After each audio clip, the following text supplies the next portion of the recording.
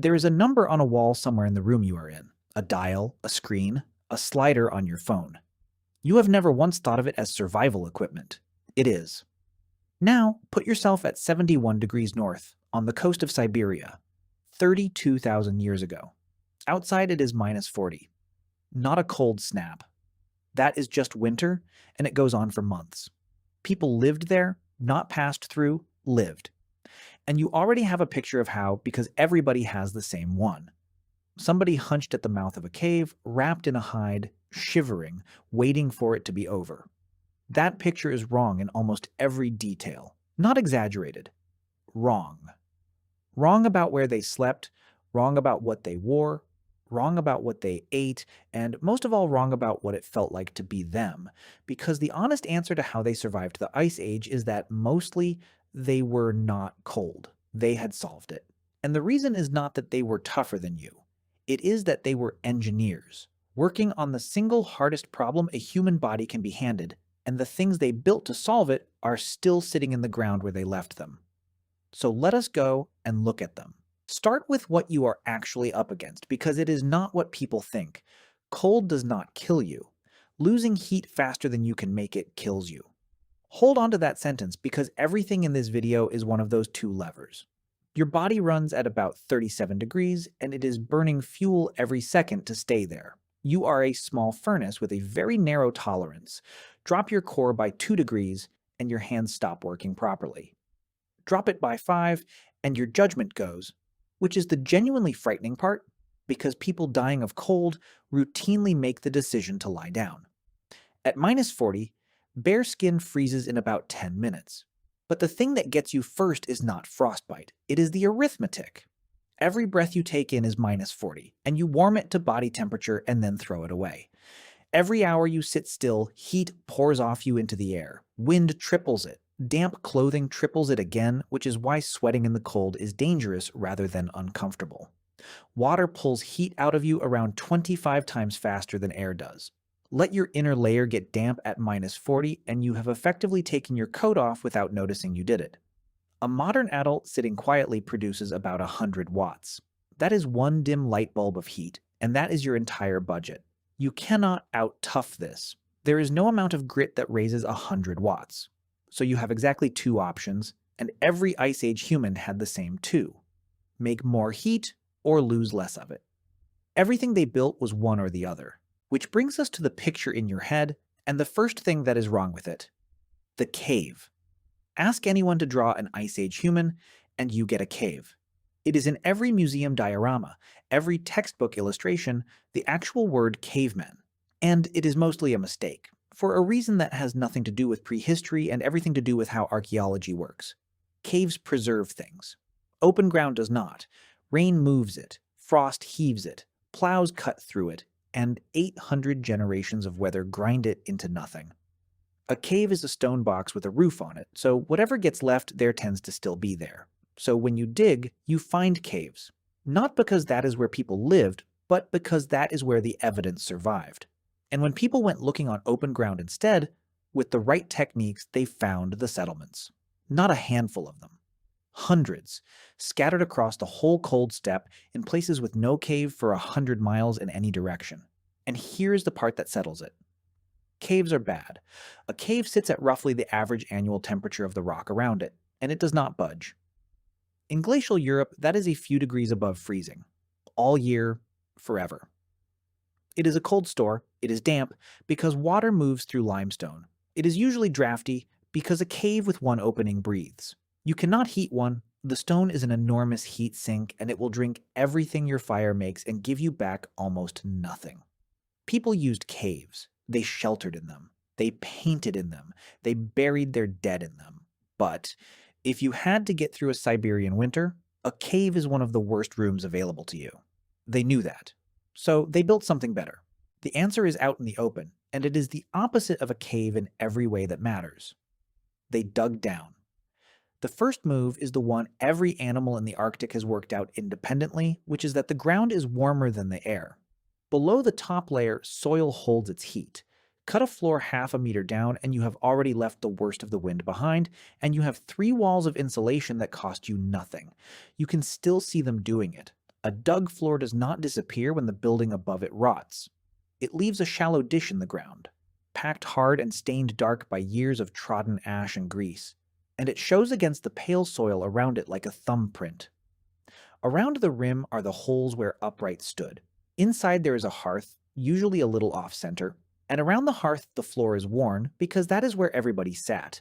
Then you roof it, and this is where you see what these people actually were. Because on the Russian plain on the open steppe, there is no timber worth building with, no structural trees for a very long way in any direction. There was birch and willow scrub along the rivers, but nothing you could frame a building out of. So they used what the landscape had in enormous quantities. Mammoth. Not hunted for the purpose mostly. Scavenged. A dead mammoth is several tons of building material sitting on open ground, and the bones outlast the animal by centuries. Skulls, set in a ring, chin down, to make a foundation course. Long bones, driven upright, to take the load. Tusks, curved and paired, arched over the top to carry a roof of hide and turf. Archaeologists have found these in Ukraine, in Russia, across the whole cold steppe. Not one, dozens. Whole settlements of them, with hearths inside and pits dug down beside the walls and the debris of ordinary life trodden into the floor. These are not shelters, that word is too small. They are houses. The best one is at a place called Mammoth in central Ukraine, and it was built about 18,000 years ago. 4 structures, the largest around 24 square meters, which is a decent studio flat. One of them was built using 95 mammoth mandibles. 95 jawbones, stacked chin down in an interlocking herringbone pattern, the way you would lay bricks so the joints do not line up. Not piled, patterned. Somebody worked out the bond. Around and above that, the long bones and the tusks. Over that, hide. Over that, turf and earth banked up the sides. When it was finished, it would have looked less like a building than a low, pale dome sitting on the steppe, with smoke coming out of it. Now, here's the detail that tells you the most, and it comes from redating the site in 2025. When the team went to work out how old it was, they did not date the mammoth bones. They dated the bones of voles and lemmings from the floor layers instead. Because the mammoth bones were already old when the house was built, the builders were collecting bones off the landscape that had been lying there for centuries. They were quarrying a boneyard. It is a house made partly out of fossils, which tells you how they saw the landscape. A mammoth was not only an animal, it was a material lying around in quantities that would not run out, waiting for anybody who understood what it could be turned into. And the occupation evidence puts the use of the site somewhere between a single season and 400 years, which is a wonderfully honest range. It might have been one family for one winter. It might have been a place people came back to for 20 generations. Either way, somebody stood on the open steppe in the coldest period of the last 100,000 years, looked at a pile of bones, and saw architecture. A house is only half of it. A house slows the loss. Now you need to make the heat. And you have the same problem as before, which is that there are no trees. So look at what is actually in the hearths at these sites, because it is not what you would expect. At Mammoth, the fireplaces are full of burnt bone, and almost entirely free of wood charcoal. They were burning the mammoth. Fresh bone burns, and it burns for a long time, because the fuel is not the bone. It is the fat. Marrow in the shaft, and grease held through the spongy bone at the ends. Once it is going, a bone fire is slow and steady, and it throws heat for hours, which is exactly what you want overnight in a small insulated room. But there is a catch, and the experiments are blunt about it. Bone will not start a fire, and it will not sustain one alone. It needs something hotter to get it going, and to keep going it wants a bed of something else beneath it. So wood was not absent. Wood was precious. The scrub along the river banks was not fuel, it was kindling, gathered and hoarded to light the thing that actually did the work. At Key, a few hundred miles east, there is a bone circle 12.5 meters across built from the remains of more than 60 mammoths. When the excavators floated the soil, they pulled out charred wood and more than 50 charred seeds, which tells you they were burning mixed fires, and it tells you something else. Somebody knew, in a frozen landscape, which plants were still worth collecting. That is a person carrying a mental map of where the scrub and the seed heads are, and holding it through months when the ground gives back nothing at all. Lose less, make more. That is the whole game, and by this point, they are winning both halves of it. Now put something on. There is a thing people get wrong about Ice Age clothing, and it is the difference between a hide and a garment. Draping a skin over yourself is old, genuinely old. The best evidence for when humans started wearing clothes does not come from clothes at all, because leather and fur do not survive. It comes from lice. Human head lice live in hair, human body lice live in clothing, and they cannot survive without it. So the moment those two populations split from each other is the moment clothing became a permanent feature of the human body. And the genetics puts that on the order of 100,000 years ago, possibly much more. So no, they did not invent clothes in the Ice Age. What they invented was tailoring. A draped hide leaves gaps. Every gap is a chimney, and every chimney is heat leaving you. Wind gets in at the neck and out at the wrist, and you are heating the whole of Siberia one lungful at a time. A fitted garment does not do that. Sleeves that close at the wrist, a hood that seals to the face, trousers, which is a genuinely radical idea, and separate layers you can add and remove so you do not sweat, because sweating in the cold will kill you. Every one of those is a joint being sealed. It is the difference between wearing an animal and wearing a system. To sew that, you need a needle with an eye so you can pull sinew through hide in a controlled stitch. The earliest secure-eyed needles are about 40,000 years old, and they come from Siberia, which is exactly where you would expect the pressure to be hardest. Somebody in the coldest inhabited place on Earth drilled a hole through a splinter of bone about a millimeter across, and with it, changed what a human body could tolerate. Now feed it. And this is where the Ice Age diet stops looking like the one in your head. You picture meat, big slabs of it, over a fire. Lean meat, on its own, will kill you. It is called rabbit starvation, and it is not folklore, it is physiology. Your liver can only process so much protein because turning it into something you can use produces nitrogen waste, and clearing that has a hard ceiling. Push protein past roughly 35 to 40% of your calories and the system backs up. What happens next is nausea, then diarrhea, then weakness, and running through it an overwhelming craving for fat. Arctic explorers documented it on themselves. It takes days, not months. And if lean meat is genuinely all you have, it is fatal. So the animal they wanted was not the biggest, it was the fattest, and you can see them going after it. Not the muscle, the marrow cracked out of long bones with a hammerstone. The grease rendered out of the spongy ends by smashing them up and boiling them for hours to skim what floats. At a site in Germany, Neanderthals were doing this at industrial scale 125,000 years ago. One lakeside spot, 120,000 bone fragments from 172 large animals, all smashed and processed in the same place. A factory for fat. That is 125,000 years ago, long before any of the houses we have been looking at. And it was not even our species doing it. The knowledge that fat is the thing worth working for is older than we are. Fat is the highest energy fuel a body can take on.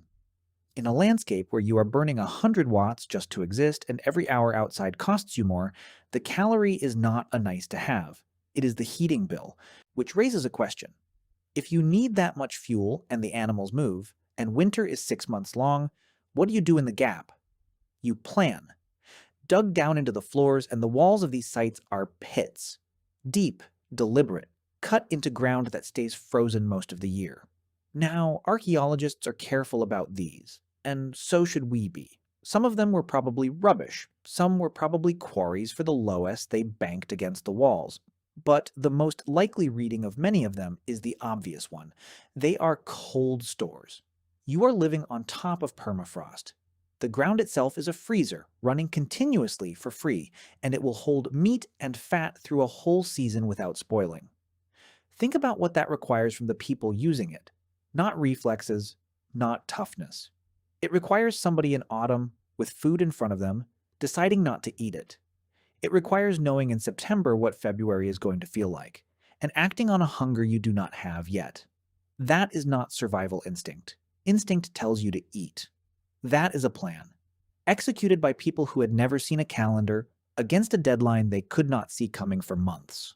Lose less, make more, store the difference, So let us ask the question directly, because it is the one you actually want answered. Sitting in that house at night, in the middle of a glacial winter, with the fire going, how warm was it in there? And I have to be honest with you about the limits of this. Nobody can put a thermometer in a room that stopped existing 18,000 years ago. There is no measurement. Any specific number you have ever seen attached to this is somebody guessing. But we can do something better than guess because the physics has been measured somewhere else. An Inuit snow house is a worse insulator than an earth-banked dwelling. It is built from frozen water, and with a small fire, a few bodies, and a small enclosed volume, the inside of one has been measured at around plus 16 degrees while it is minus 45 outside, 16 above while it is 45 below, in a house made of snow. That is a room you would sit in wearing a shirt.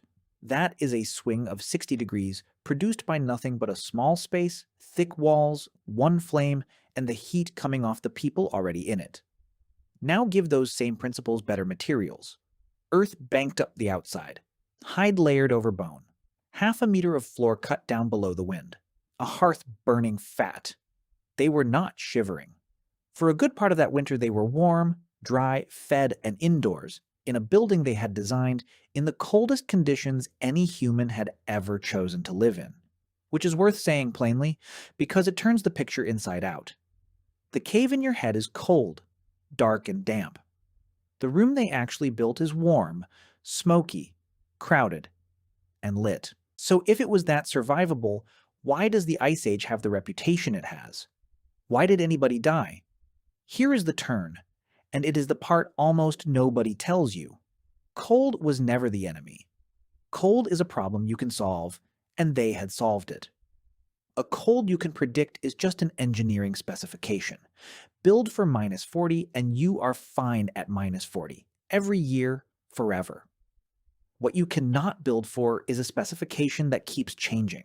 Drill down into the Greenland ice sheet and every year of snowfall is still there, stacked in order, hundreds of thousands of them. Read the chemistry layer by layer and you get a temperature record with the resolution of a diary.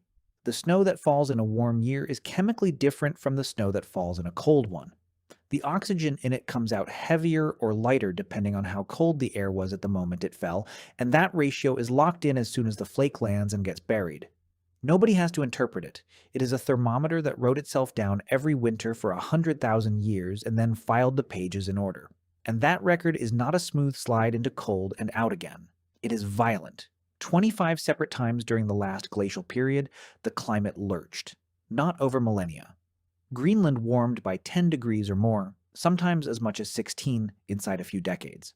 Then it slid slowly back down over centuries, and did it again. 25 times. That is not a background rumble you could live through without noticing. If you were born at the bottom of one of those, the world could be a materially different world by the time you were old, and then begin sliding back before your grandchildren had grown. Europe felt a muted version of the same thing, and muted still meant that the world could be rearranged inside one person's lifetime. Think about what that does to people who have engineered their entire existence around a place. You know this valley. You know where the herds come through in autumn, which crossing they use, where the bone fields are, which slope is out of the wind. That knowledge is your house, your food, and your calendar. And it took generations to build, and then the tree line moves. The herds go somewhere else, the river runs differently, everything you know is still true about a place that no longer exists. You cannot out-engineer that. The tools still work, the problem moved. And then, about 14,700 years ago, the biggest jump of all arrived, and it was not a disaster. It was the thaw. You would think that was the happy ending. It was not, for them, because everything you have watched them build was built for a world that was about to be deleted. The Mammoth Steppe was one of the largest ecosystems on Earth, a cold, dry grassland running from Europe to the Yukon, and it supported enormous herds of very large animals, which is the entire reason any of this worked. Bones for houses, fat for fires, meat you could store in the ground. Warming took it apart. The grassland gave way to forest and bog. The big herds thinned, retreated north, and in most places went out altogether. The permafrost that had been running their freezers began to fail. And think about what that does to a body of knowledge. Everything they knew was tuned to one ecosystem. Which animals, which routes, which months, which slope is out of the wind? That had been accumulating for tens of thousands of years, and it was worth more than any object anybody owned. It did not become wrong all at once. It became wrong slowly in pieces while people were still trying to use it. The people did not vanish. They were us, and they adapted, and their descendants are reading this. But the specific way of living that produced a house made of 95 jawbones stopped being possible, and nobody has built one since. There is something worth sitting with in that. They were not defeated by the Ice Age. They were extremely good at the Ice Age. What ended them was the Ice Age ending. So go back to that number on the wall. You did not think of it as survival equipment, and you were right not to because it does not feel like one. It feels like furniture. You will adjust it tonight without registering that you did, but it is doing exactly what a bank of earth and a hide roof and a fire made of mammoth fat was doing 18,000 years ago. And it is running the same two levers because there are only ever two. Make more heat, lose less of it. The difference between you and them is not intelligence, and it is not toughness. They were anatomically identical to you with the same 100 watts, the same narrow tolerance, the same 5 degrees between a bad night and a fatal one. The difference is that you inherited the answer, and they had to find it. Somebody worked out that the ground was warmer than the air. Somebody worked out that a jawbone would hold a load. Somebody worked out that fat burns, and that lean meat is not enough, and that you have to store food in autumn for a hunger you cannot yet feel. Somebody drilled a hole through a splinter of bone and invented the sealed cuff. None of them knew they were doing anything historic. They were cold, and they were clever, and they wanted to not be cold. And the whole apparatus of the warm room you are sitting in right now is just the far end of that same idea, still running. You are still solving their problem. You just do not have to think about it.